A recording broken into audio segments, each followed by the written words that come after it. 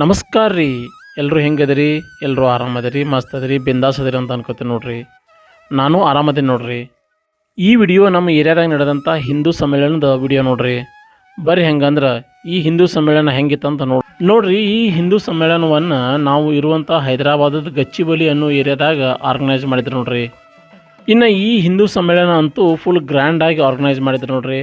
ಹಂಗೆ ಪಬ್ಲಿಕ್ನೂ ಅಷ್ಟು ಇಂಟ್ರೆಸ್ಟ್ಲೇ ಮತ್ತು ಖುಷಿಲೇ ಈ ಹಿಂದೂ ಸಮ್ಮೇಳನದಾಗ ಭಾಗವಹಿಸಿದ್ರು ನೋಡ್ರಿ.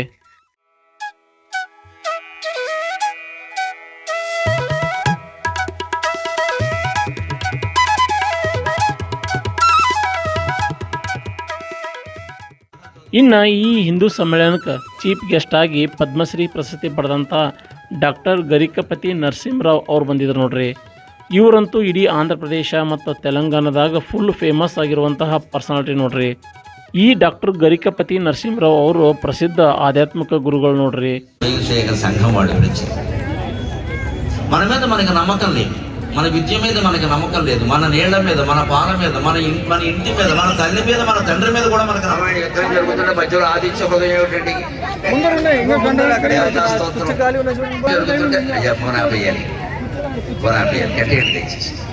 రామాయణ యుద్ధం జరుగుతుంటే మధ్యలో ఆదిత్యంలో 21 రోజులు యుద్ధం జరిగింది. మధ్యలో 20వ రోజున 15వ 16వ రోజున ఆదిత్య హృదయం.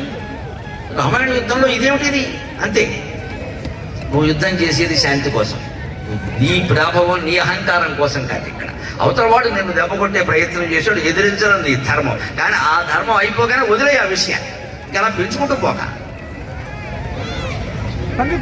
భారతంలో మీరు గమనించండి, భగవద్గీత ఎప్పుడు వచ్చింది? సేనయోర వియోర మధ్య రథం స్థాపయమేచ్యుత.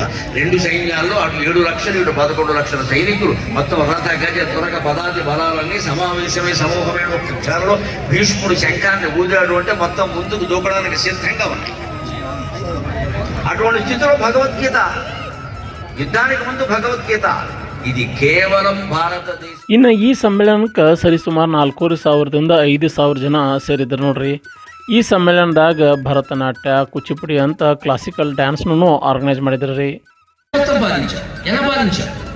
ఒక రఘుమహారాజు, ఒక రామచంద్రమూర్తి ఎలా పాలించారు? అంత దూరం పోయారు ఆధునిక చక్రవర్తులు కూడా ఎలా పాలించారు? వాళ్ళు ఏం చేశారో తెలుసా? అధికార కేంద్రీకరణ చేయలేదండి, అధికార వికేంద్రీకరణ చేసి గ్రామ స్వరాజ్యాన్ని స్థాపించారు. వాళ్ళు గ్రామ స్వరాజ్యం, గ్రామానికి అధికారే గ్రామానికి రాజు. గ్రామ సర్పంచ్ అంటారు ఇప్పుడు మనం, ఆయనకు అప్పగించారు. మొత్తం నీ గ్రామం నువ్వు చూసుకో, నీ గ్రామం నువ్వు చూసుకో.